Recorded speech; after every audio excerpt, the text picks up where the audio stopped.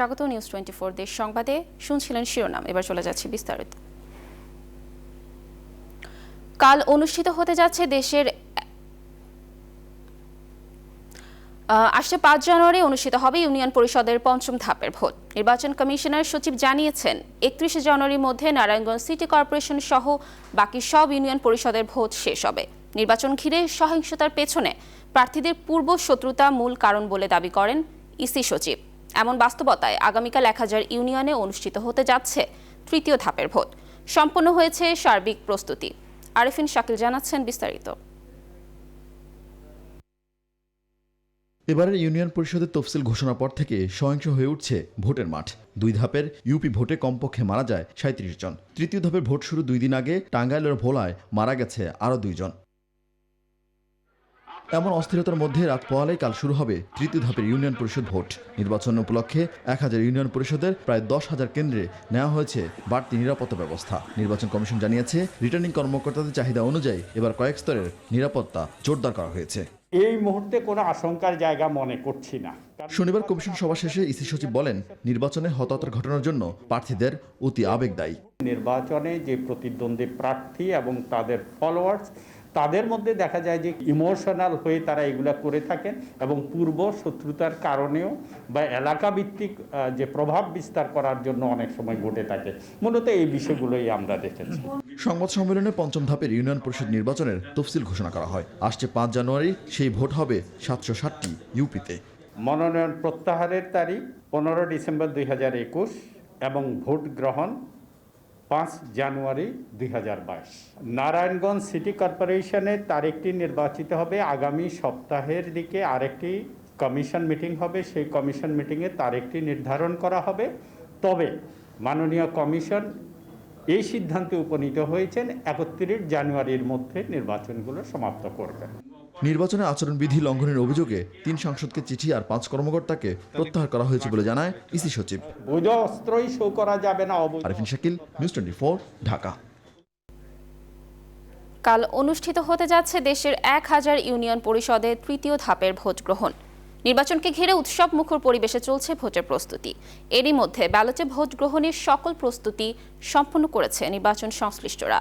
ময়মনসিংহের কাল 3 উপজেলার 27 ইউপিতে নির্বাচন অনুষ্ঠিত হবে। প্রতিটি ভোট কেন্দ্রে র্যাব, পুলিশ, বিজিবি এবং আনসার সদস্যের পাশাপাশি সাদা পোশাকে আইনশৃঙ্খলা বাহিনী দায়িত্ব পালন করবেন। বগুড়ার 27টি ইউনিয়নে ব্যালট ছাড়া সকল নির্বাচনী সরঞ্জাম 260টি ভোট কেন্দ্রে পৌঁছে দেওয়া হয়েছে। চাঁপাইনবাবগঞ্জের শিবগঞ্জ উপজেলার 13টি ইউপির কেন্দ্রে সংশ্লিষ্ট রিটার্নিং কর্মকর্তার কার্যালয় থেকে ব্যালট পেপার ছাড়া বাকি সব নির্বাচনী সামগ্রী পাঠানো হয়েছে। শেরপুরের নকলা ও নালিতাবাড়ী উপজেলার 21টি ইউনিয়ন পরিষদের নির্বাচন কেন্দ্রে পাঠানো হচ্ছে নির্বাচনী সরঞ্জামাদি। বরিশালের 3 উপজেলার 5টি ইউনিয়ন পরিষদ নির্বাচনের লক্ষ্যে স্ব উপজেলা পরিষদ থেকে সংশ্লিষ্ট ভোট কেন্দ্রে ব্যালট পেপার, ব্যালট বক্স এবং সিল সহ নির্বাচনী সামগ্রী পৌঁছেছে। এদিকে লক্ষ্মীপুর পৌরসভা ও 20টি ইউপির সব কেন্দ্রই ঝুঁকিপূর্ণ হিসেবে চিহ্নিত করে নির্বাচনী এলাকার 220টি ভোট কেন্দ্রেই বাড়তি নিরাপত্তা ব্যবস্থা নেওয়া হয়েছে।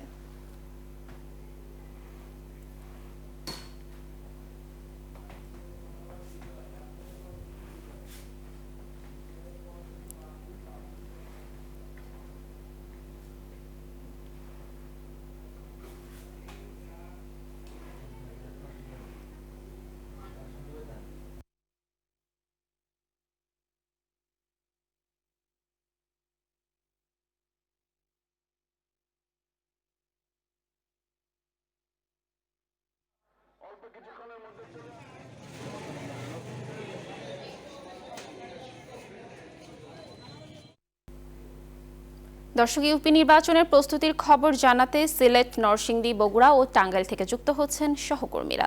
শুরুতেই সিলেট থেকে যুক্ত হচ্ছেন সৈয়দ রাসেল। রাসেল, ইউপির ভোট কাল প্রস্তুতি এ ব্যাপারে কতটা আমাদের জানাবেন?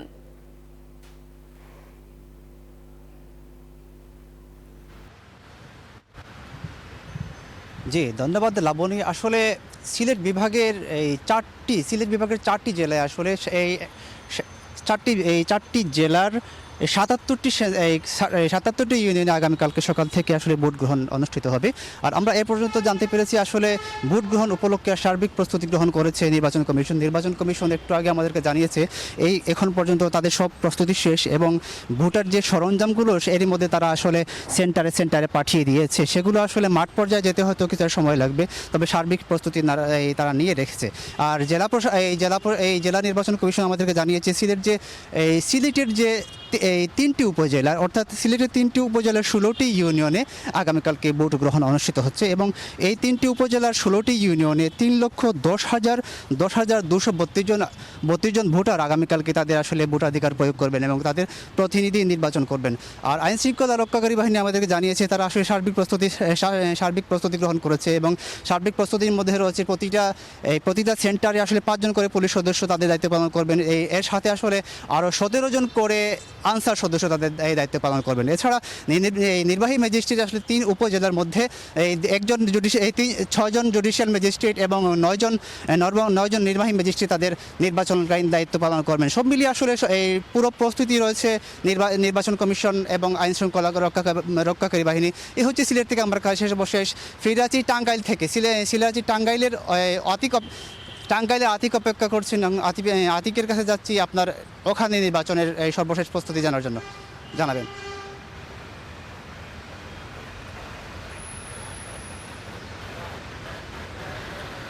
ধন্যবাদ আপনাকে। ইতিমধ্যে কিন্তু যে নির্বাচনী প্রস্তুতি সেটি কিন্তু সম্পন্ন করা হয়েছে এবং টাঙ্গাইলে 24টি ইউনিয়ন পরিষদের এবং একটি পৌরসভা নির্বাচন অনুষ্ঠিত হবে। তো এই মুহূর্তে আসলে কেন্দ্রে কেন্দ্রে যে ভোটারের যে অবস্থা সেই ভোটারের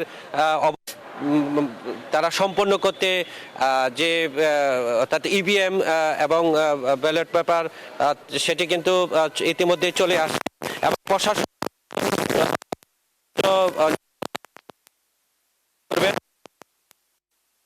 এখানকার কর্মকর্তা, আপনি বলবেন কি অবস্থা?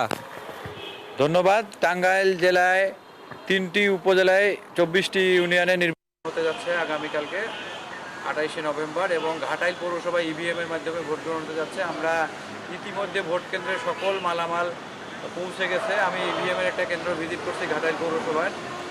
এখানে ইভিএম মেশিন চেক করা হচ্ছে আর কেন্দ্রে কেন্দ্রে আমাদের মালামাল চলে গেছে।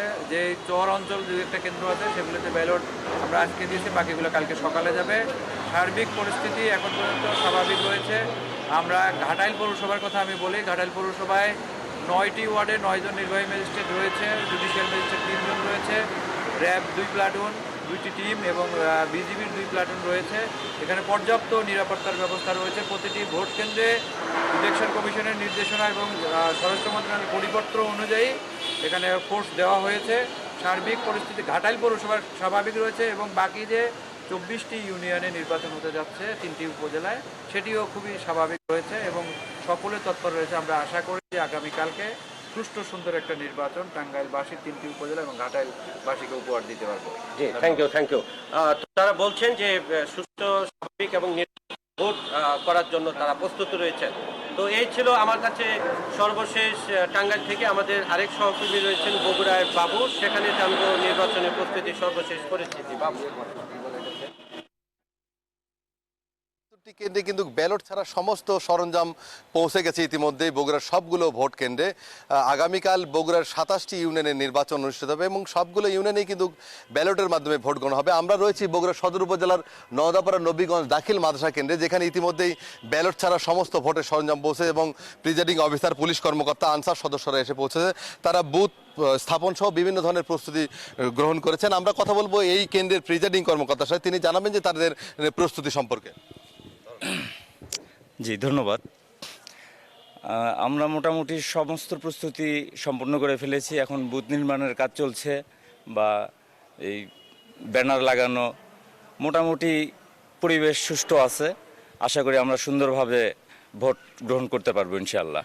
ধন্যবাদ। উনি জানালেন যে তাদের সমস্ত প্রস্তুতি সম্পন্ন হয়েছে। বগুড়া যে সদর উপজেলার 8টি ইউনিয়ন, ধনুট উপজেলার 10টি ইউনিয়ন, শাহজাহানপুর উপজেলার 9টি ইউনিয়ন সহ 27টি ইউনিয়নে আগামীকাল সকাল 8টা থেকে বিকেল 4টা পর্যন্ত ভোট গ্রহণ অনুষ্ঠিত হবে এবং সবগুলো ইউনিয়নেই কিন্তু ব্যালটের মাধ্যমে ভোট গ্রহণ হবে।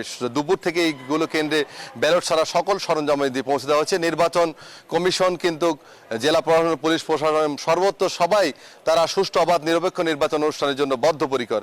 এই ছিল বগুড়া থেকে সর্বশেষ। ফিরে যাব স্টুডিওতে।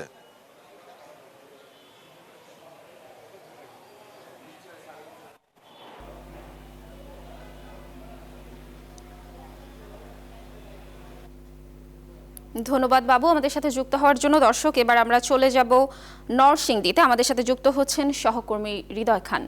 হৃদয়, ইউপি নির্বাচনের প্রস্তুতির ব্যাপারে আমাদেরকে জানাবেন। ধন্যবাদ লাবণী। আপনি আসলে যেমনটি জানেন যে নরসিংদীতে কিন্তু আসলে তৃতীয় ধাপে ইউপি নির্বাচন অনুষ্ঠিত হতে যাচ্ছে। এখানে কিন্তু আসলে নরসিংদী সদরের 10টি এবং রায়পুর উপজেলার 12টি ইউপি কিন্তু অনুষ্ঠিত হবে আগামীকাল। ইতিমধ্যে আপনি জানেন যে গতকাল কিন্তু নির্বাচনী প্রচার প্রচারণা শেষ হয়েছে। আমরা আপনাকে জানিয়ে রাখি যে এখানে কিন্তু মোট 12টি ইউপিতে ভোটার সংখ্যা রয়েছে 4,57,809 জন এবং এখানে মোট 213টি কেন্দ্রে 1210 বুথের মাধ্যমে কিন্তু ব্যালটের মাধ্যমে নির্বাচন অনুষ্ঠিত হবে। এখানে কিন্তু চেয়ারম্যান প্রার্থী রয়েছেন 82 জন এবং এর মধ্যে স্বতন্ত্র হচ্ছেন 35 জন। ইতিমধ্যে কিন্তু এখানে ব্যালট পেপার কিন্তু প্রতিটি ব্যালট বক্স থেকে শুরু করে নির্বাচনের যে সকল সরঞ্জাম রয়েছে সেগুলো কিন্তু কেন্দ্রে কেন্দ্রে পৌঁছানো শুরু করেছে নির্বাচন কমিশনার। আমরা একটু এই মতো কথা বলতে চাই জেলা সিনিয়র নির্বাচনী কর্মকর্তার সাথে। আপনি যদি একটু বলতেন কেমন চলছে নির্বাচনী প্রচার? ধন্যবাদ আপনাকে। আগামীকালকে নরসিংদী ডিস্ট্রিক্টে 22টি ইউনিয়নে নির্বাচন অনুষ্ঠিত হবে। ইতিমধ্যে আমাদের সার্বিক প্রস্তুতি সম্পন্ন হয়েছে। আইনশৃঙ্খলা বাহিনীর সকল সদস্য নিয়োজিত আছেন এবং যথারীতি দায়িত্বে আছেন।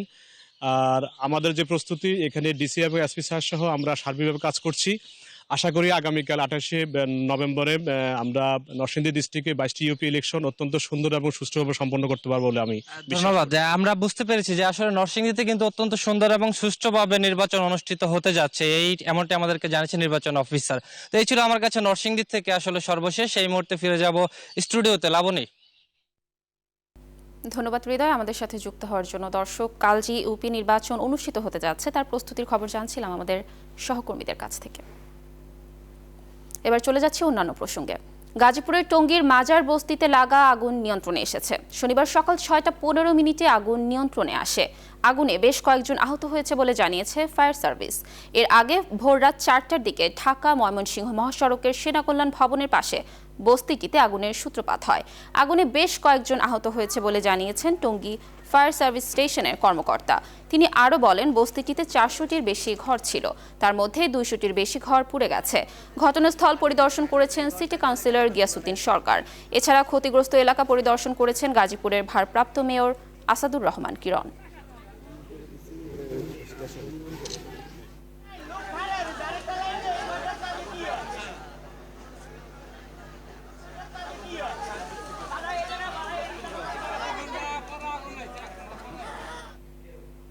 দর্শক, সংবাদে একটি বিরতি নিচ্ছি, সাথেই থাকুন।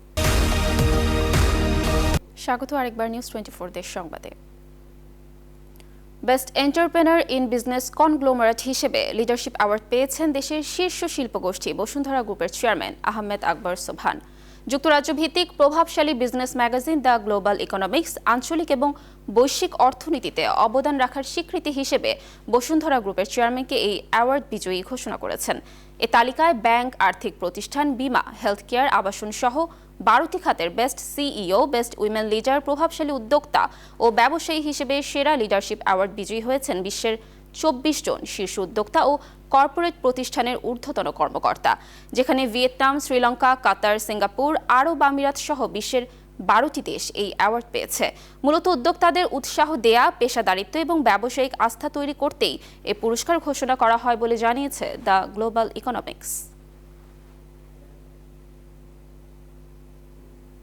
দেশের গুরুত্বপূর্ণ অধিকাংশ মহাসড়কে অবাধে যাতায়াত করছে 3 চাকার ধীরগতির যানবাহন।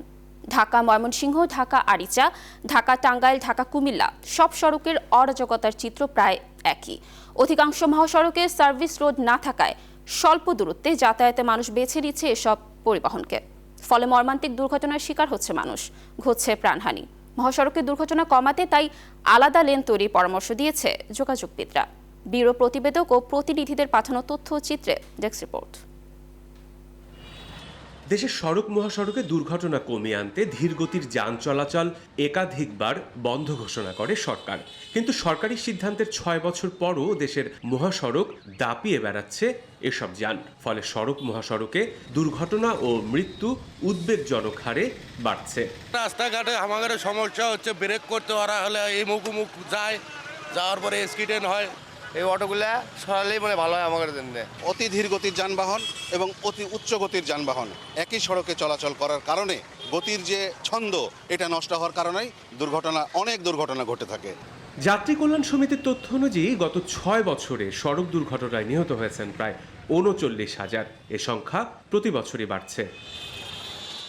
মহাসড়ক নিরাপদ করতে আন্দোলনে থাকা ব্যক্তিরা ও যোগাযোগ বিশেষজ্ঞরা বলছেন, নসিমন ও করিমনের মতো 3 হুইলার নিষিদ্ধ হলেও অবৈধভাবে এগুলো চলছে, ফলে দুর্ঘটনা কমছে না। আমাদের রাস্তা কিন্তু সীমিত, সেই সীমিত রাস্তাতে আমরা কিভাবে ভিন্ন ধরনের যানবাহনের চলাচল এবং মানুষের যাতায়াত সুষ্ঠুভাবে নিশ্চিত করতে পারবো সেটা আরো গুরুত্ব দিয়ে ভেবে দেখতে হবে আমাদের। সরকারের কাছে আমরা নিরাপদ সড়ক চাই কেন্দ্রীয় কমিটি থেকে আমরা প্রস্তাব করেছি এই মহাসড়কগুলোর পাশাপাশি সার্ভিস লেন রাস্তা তৈরি করতে হবে। এসব গাড়ির বিরুদ্ধে সারা বছরই ব্যবস্থা চলছে। মহাসড়কে এসব যান চলাচল বন্ধে উদ্যোগ নেয়ার কথা জানিয়েছেন হাইওয়ে পুলিশ। বিনা প্রয়োজনে বিনা কারণে এই যে দুর্ঘটনাগুলো হচ্ছে এর জন্য তারাই দায়ী। ফলে আমরা যে কোনো মূল্যে হাইওয়ে থেকে এগুলোকে উচ্ছেদ করতে চাই। দুর্ঘটনা কমিয়ে আনতে মহাসড়কগুলোর পাশে আলাদা লেন তৈরির প্রস্তাব দিয়েছেন যোগাযোগ বিশেষজ্ঞরা। Desk report, news 24। নিউজ 24 দেশ সংবাদে একটি বিরতি নিচ্ছি, সাথেই থাকুন। স্বাগত আরেকবার নিউজ 24 দেশ সংবাদে। দেশি ইলিশের উৎপাদন বাড়ছে। প্রজনন মৌসুমে মা ইলিশের ডিম ছাড়ার হার এবছর 51.7% ছাড়িয়েছে বলে জানিয়েছেন ইলিশ গবেষকরা।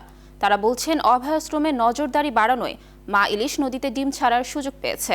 ফলে গেল বছরের চেয়ে এবছর 850 কোটির বেশি ইলিশের পোনা যোগ হবে বলে জানান গবেষকরা।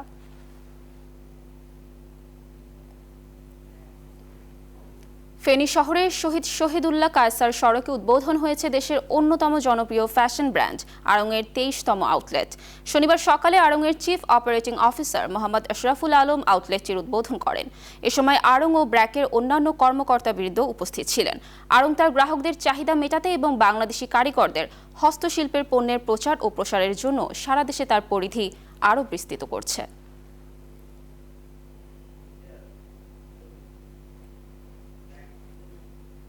নিউজ 24 দেশ সংবাদ এই পর্যন্ত। সাথে থাকার জন্য অসংখ্য ধন্যবাদ।